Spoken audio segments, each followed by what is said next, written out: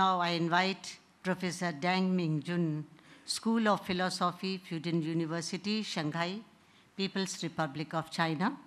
We welcome our speaker with claps. Thank you very much for Professor Bhatt and for the conference to invite me to Surat. And I'm sincerely honored to have a presentation here. The name of my presentation today is Heduvidya in Chinese Buddhist Logic.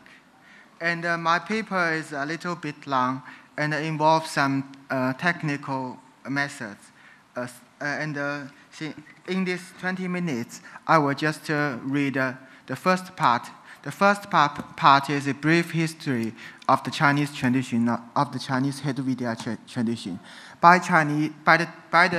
By the term Chinese, I do not mean China geographically, but means the tradition was mainly the text in the tradition was mainly composed in Chinese, either by scholars in China, or scholars in Korea, or scholars in Japan.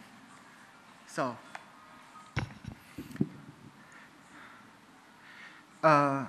Inmin Heduvidya, Inmin, or Japanese Inmyo, is Chinese translation of the Sanskrit word Heduvidya, which means literally the science of reason. This is a name of logic, or rather of the theory of reasoning and argument, in a famous Buddhist encyclopedic work, Yogacara Bhumi, compiled by Asanga. 5 Vidyas are enumerated there. There are 5 basic disciplines in medieval India, according to the account of Xuanzang. The 5 Vidyas are, at first, the Shabda Vidya, the science of grammar, and the second, Shilpa Karma Sthana Vidya, the science of manuscript.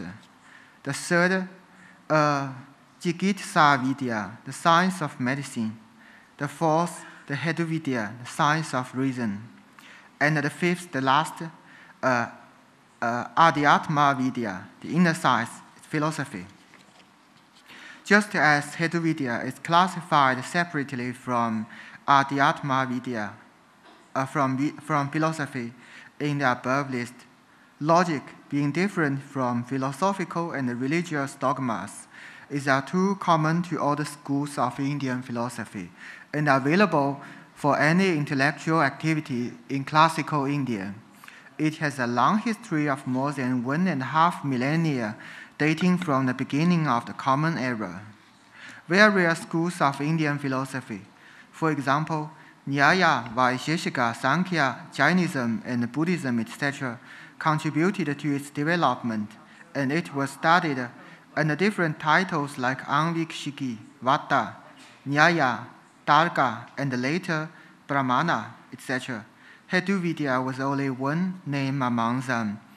The first, as we know, the first systematic presentation of Indian logic is the Nyaya Sutra, which is the classic of the Nyaya school. The first systematic presentation of Heduvidya is found in one chapter from Yogacara Bhumi, the Heduvidya Sthana.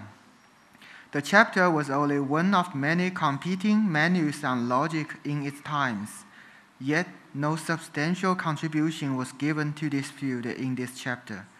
Logic earned the qualification as Buddhist about 1 century later through the intellectual efforts of Dignaga. It was Dignaga who wrote a lot of important works on logic. Of them, there were at first the Heduchakra Damaru, the germ well of reason, and then the Nyaya Mukha, entrance to method, and at last the Brahmana Samjaya, the compendium on means of valid cognition. In them, he advocated a theory of reasoning which signified a remarkable movement towards the idea of formal logic. By formal logic, we mean a theory where argument can be evaluated as reliable or not in a general way. Scholars after Dignaga, whatever scholastic affiliation they might bear, could make no progress in this field unless they took into consideration the Dignaga theories, either following or criticizing them, but absolutely not neglecting them. Hence, Dignaga was praised by modern Indian authors as the father of medieval logic. The Hedvidya tradition in China was mainly established by Xuanzang and his disciples, although there were at least 2 translated texts on logic in Chinese Buddhist literature before Xuanzang, namely the Fangbian Xinglun, the Prayogasara, or the Upaya Hridaya, and the Ru Shilun, Targa Shastra. They left no impression on the Chinese mind. When Xuanzang arrived at Chang'an in 645, he brought back 647 works from India.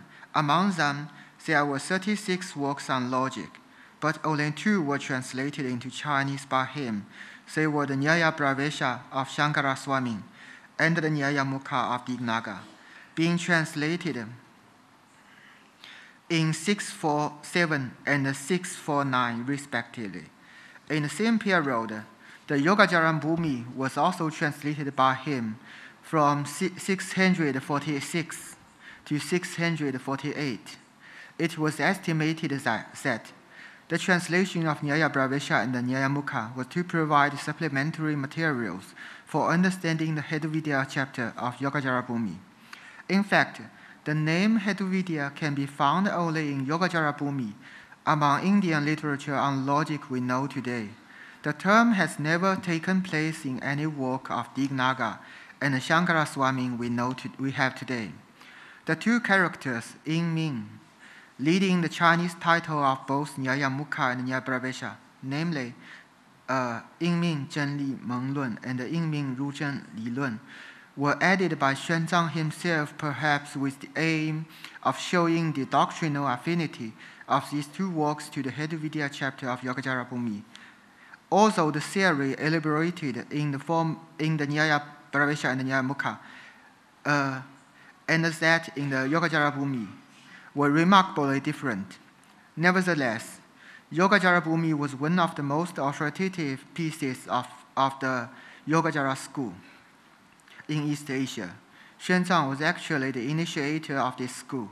The text abided a central place in Xuanzang's career as a preacher of the Yogacara Buddhism. Therefore, it might be safe to say that the name Hedvidya was deliberately chosen by Xuanzang himself as a general title given to the Buddhist doctrines of reasoning and argument.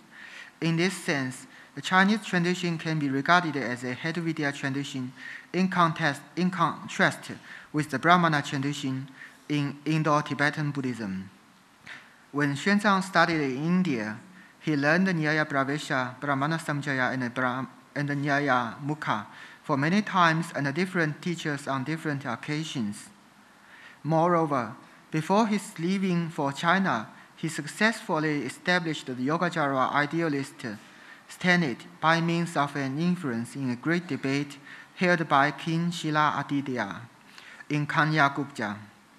The famous influence, the influence for consciousness only, was later renowned as a truthful influence for consciousness only.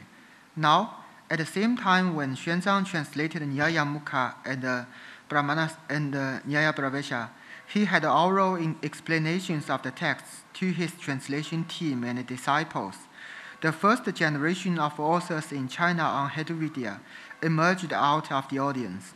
They wrote commentaries on these 2 treatises on the basis of Xuanzang's teachings. With regard to Xuanzang's learning experiences in India, we could imagine how substantial his oral explanations of Buddhist logic would be. There were about 20 works on logic out of the first generation. However, only 4 survived. They are Shen Tai's commentary on Nyaya Mukha, incomplete, and Wen Gui's commentary on Nyaya Pravesha, and Jing Yan's 2 works. These 2 works combined together form a complete commentary on Nyaya Pravesha. They are first-hand materials for us to know Xuanzang's teachings of Buddhist logic. Kuiji belonged to the second generation. He based his commentary on Nyaya Pravesha on not only works of the first generation, but also what Xuanzang later taught him separately. This made his work a grand synthesis of Heduvidya doctrines handed down by Xuanzang. The work was renowned as the great commentary on Heduvidya in this tradition. Most works on Heduvidya after him were either in the form of commentary on it or as studies on certain topics in it. This is the case for not only his disciple and grand disciple, Hui Zhao and Zhi Zhou, but also the followers of the Heduvidya tradition in Japan. In contrast to works before Kuiji, the great commentary on Heduvidya is far more comprehensive. The interpretations herein are more sophisticated. It bears much ambition of building a system of Buddhist logic. The works before him, now sorted as old commentaries in contrast with Kuiji's great commentaries. The old commentaries are less systematic and more like notes of Xuanzang's oral interpretations. However, we cannot safely attribute the elaborations which are not found in the old commentaries, but only in the great commentary to Kuiji himself, because Kuiji was said to be taught by Xuanzang separately. Furthermore, the Heduvidya tradition is not only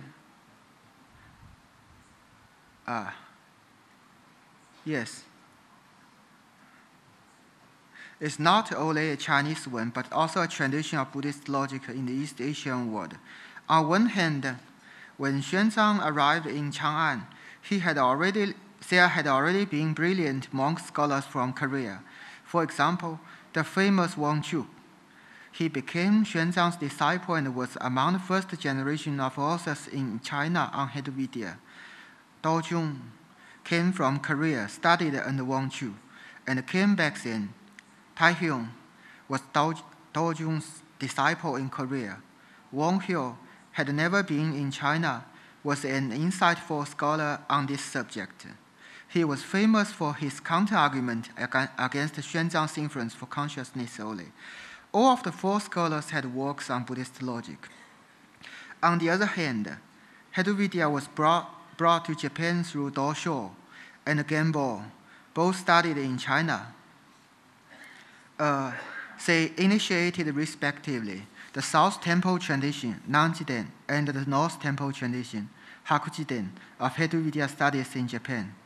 Of the Heduvidya scholars in medieval Japan, the most famous two were Zenju and Zhao Xun.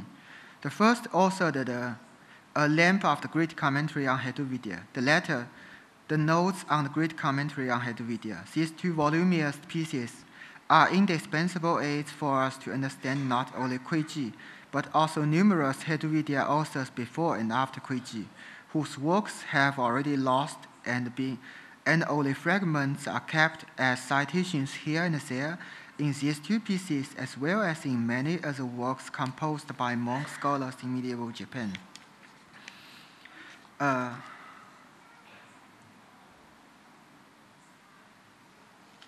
As mentioned above, the two fundamental texts of the tradition are Nyaya Mukha and Nyaya Pravesha. Xuanzang, the author, Shankara Swami, the author of Nyaya Pravesha, was said to be a disciple of Dignaga. Only 5 minutes. His Nyaya Pravesha, following the framework of Nyaya Mukha, was a summary of Dignaga's theory of logic. However, so what was taught by Xuanzang was not limited to the theories elaborated in these two treatises. He even reinterpreted the texts according to later views expressed in Dignaga's last magnum opus, the Brahmana Samjaya, and expounded the texts from the perspective of new developments even after Dignaga. I will show this maybe in my third presentation.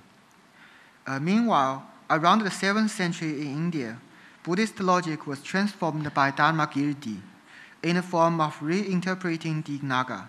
Through his transformation, various dialectical considerations were removed from Buddhist logic, while more ontological and epistemological bearings were given to it. It was Dharmakirti's logic that prevailed among later Indian Buddhists to the disappearance of Buddhism in India around the 13th century. His works were transmitted to Tibetan and formed the basis of Tibetan Buddhist logic. He was the major figure in the Indian and Tibetan Brahmana tradition. Scholars after him were used to understand the Dignaga through his eyes. However, his name was unknown to the Chinese until the late 7th century. He had no influence on Hedovidya tradition. Therefore, as a working hypothesis, the Hedovidya tradition can be regarded as mainly a tradition following the Indian interpretation of Dignaga before Dharmakirti. As a matter of fact, most of the monographs on Buddhist logic after Dignaga and before Dharmakirti do not survive today. They were shadowed by the success of Dharmakirti. Our knowledge about what happened to Indian Buddhist logic during this period depends to a great extent on what we can learn from the Hedovidya tradition. Nevertheless, as a precaution, we are not justified to attribute what was told in the Hedovidya tradition to the Indians without textual evidence of any kind from the Indian side. Nor can we safely speak of a new development of Buddhist logic in China, even when we have failed to collect evidence from extant literature to prove its Indian authorship. We cannot know exactly what is Indian and what is Chinese on many occasions. The boundary is unclear. So, thank you for your attention.